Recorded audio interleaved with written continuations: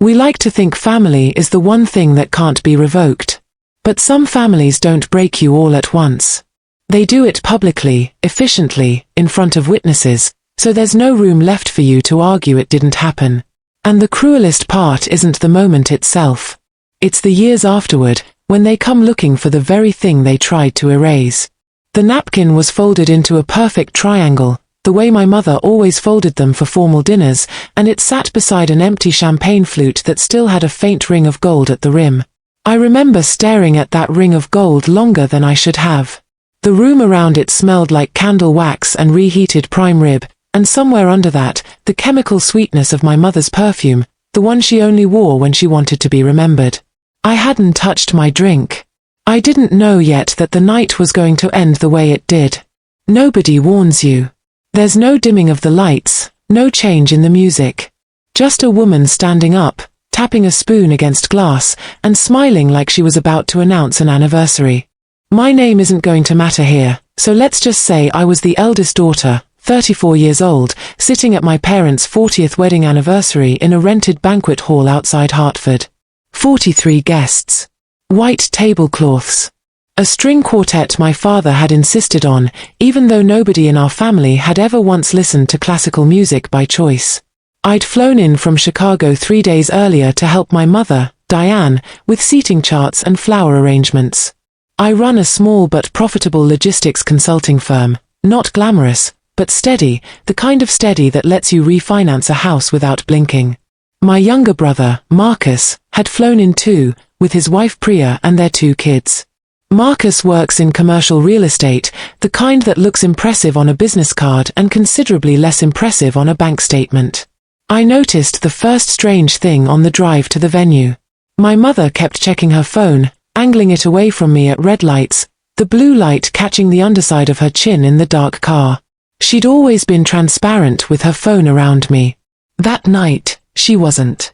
"Everything okay?" I asked. "Just vendor stuff," she said, too quickly, and the too quickly was the tell. She'd never been a good liar. She'd just never needed to be one with me before. The hall itself was warm in a way that felt engineered. The caterers had the ovens running behind a thin partition wall, and the heat pooled near the head table where my parents sat a day. I remember the specific discomfort of that warmth, how it made the champagne go flat faster, how it made everyone's cheeks flush a little too early in the evening, so that by the time the real event happened, half the room already looked like they were blushing. Dinner service ended around 9. That's when my father, Richard, stood to give the toast everyone expected. The standard one, 40 years, thick and thin, the kids, the grandkids, cheers. It was warm and boring and exactly what a toast should be. Then my mother stood up. She wasn't supposed to speak. That wasn't in the program I'd printed myself, the one with the little embossed gold border she'd picked out. But she stood, tapped her spoon against her glass, that thin, ringing sound that cuts through a room faster than any microphone, and the string quartet, mid-song, actually stopped playing. I remember the cellist's bow freezing mid-stroke, suspended, like even he sensed something was about to happen that wasn't in the sheet music. "I want to say something about family," my mother began. "About who shows up, and who doesn't." I felt Priya's hand find mine under the table before I understood why. She always had good instincts. Better than mine, that night. My mother's eyes moved across the room and landed on me, and stayed there, and I remember the specific way the overhead light caught the wetness building in them, not tears of sentiment, but the tight, controlled wetness of someone building toward something rehearsed. "Some of us," she said, "have given everything to this family. And some of us have only ever taken." I laughed, actually laughed, a short confused sound, because I still thought this was leading somewhere sweet, some backwards compliment about sacrifice. It wasn't. "I'm talking about you," she said, looking directly at me now, no longer sweeping the room. "You've made it very clear, over the years, that this family isn't a priority for you. That your career matters more than us. So tonight, in front of everyone who matters to us, I want to be honest. We don't consider you part of this family anymore. Not really. Not in the way that counts." 43 guests. I counted them later, obsessively, the way you count something to prove to yourself it was real. 43 faces, and not one of them moved. The room had the particular silence of a held breath, no forks scraping plates, no ice shifting in glasses, just the low hum of the kitchen vents behind the partition wall. My father didn't defend me. He looked down at the tablecloth, at a small water stain near his elbow, and he studied it like it required his full attention. "I want to tell you," I said, something sharp and dignified. I didn't. I sat there long enough to feel the exact texture of the tablecloth under my fingers, a slightly waxy cotton blend, and long enough to hear someone's chair creak 2 tables over, and long enough to register that Marcus was staring at his plate with an expression I couldn't read yet, but would understand completely, 18 months later. Then I stood up, folded that gold-rimmed napkin into a neat triangle, set it beside my untouched champagne, and walked out. The hallway outside the banquet hall had the fluorescent overhead lighting of a hospital corridor, flat and sourceless, and it made everything look slightly grey, slightly ill. I remember the sound of the door swinging shut behind me, not a slam, just a soft, final click, the kind of sound that means something has been decided rather than merely closed. I didn't cry until I was in the parking lot, and even then it wasn't the sobbing kind. It was quieter than that. It was the kind of crying that feels like your body trying to expel something it can't quite name. I flew back to Chicago the next morning. I didn't speak to my parents for 4 months. When I finally did, it was a single text from my mother, "Hope you're doing well." No apology. No acknowledgement. Just the specific cowardice of pretending nothing had happened, dressed up as politeness. I let the silence become permanent.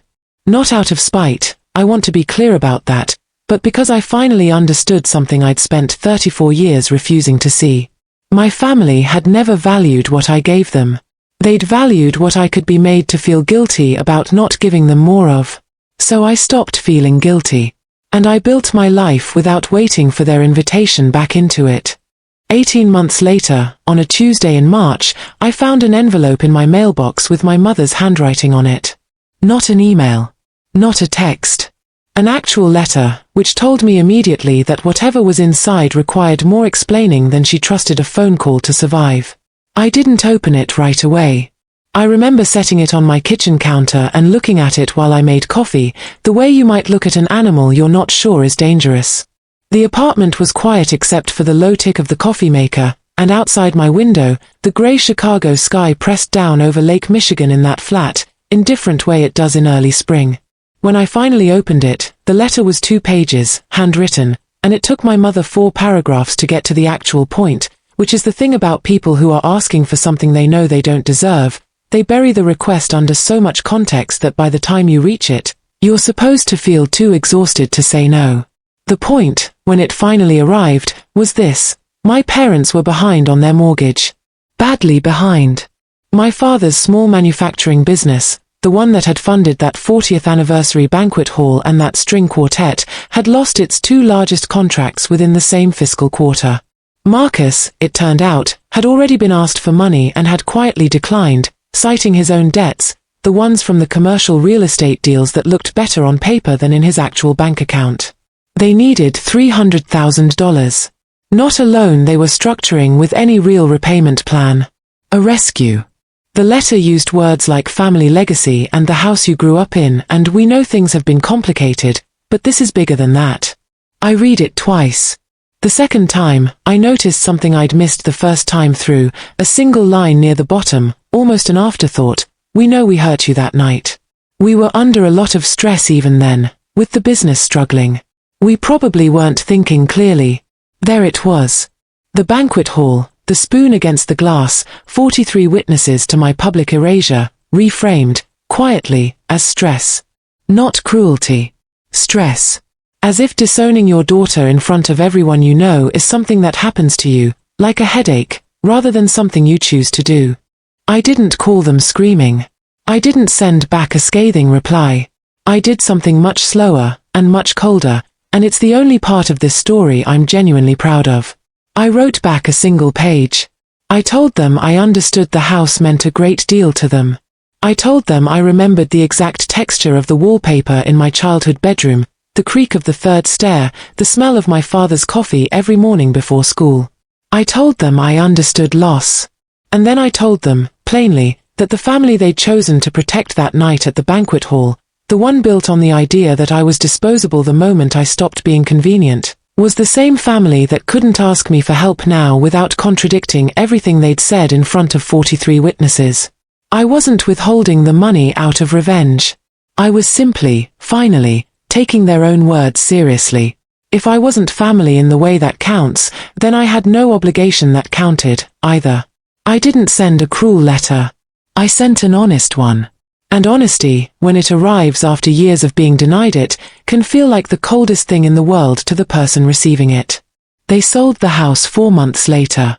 I heard through Priya, who still speaks to me, that my mother cried packing up the kitchen, the same kitchen where she'd once stood over a stove teaching me to fold napkins into perfect triangles for company. I felt something when I heard that. Not triumph. Something quieter and stranger. The specific grief of realizing that even now, even after everything, some small unkillable part of me still wished it hadn't come to this. But wishing isn't the same as regretting.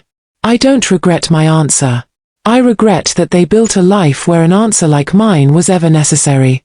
People ask me sometimes if I'd do it differently, if I'd have given them the money, patched things over, let the whole banquet hall night dissolve into a story we simply didn't tell anymore. I don't think I would. Not because I don't love them. I think I still do, in the stubborn, involuntary way you love people who raised you, even when they've shown you exactly who they are. But love was never actually the question that night. The question was whether I'd let myself be erased in a room full of people, and then quietly reappear the moment I became useful again.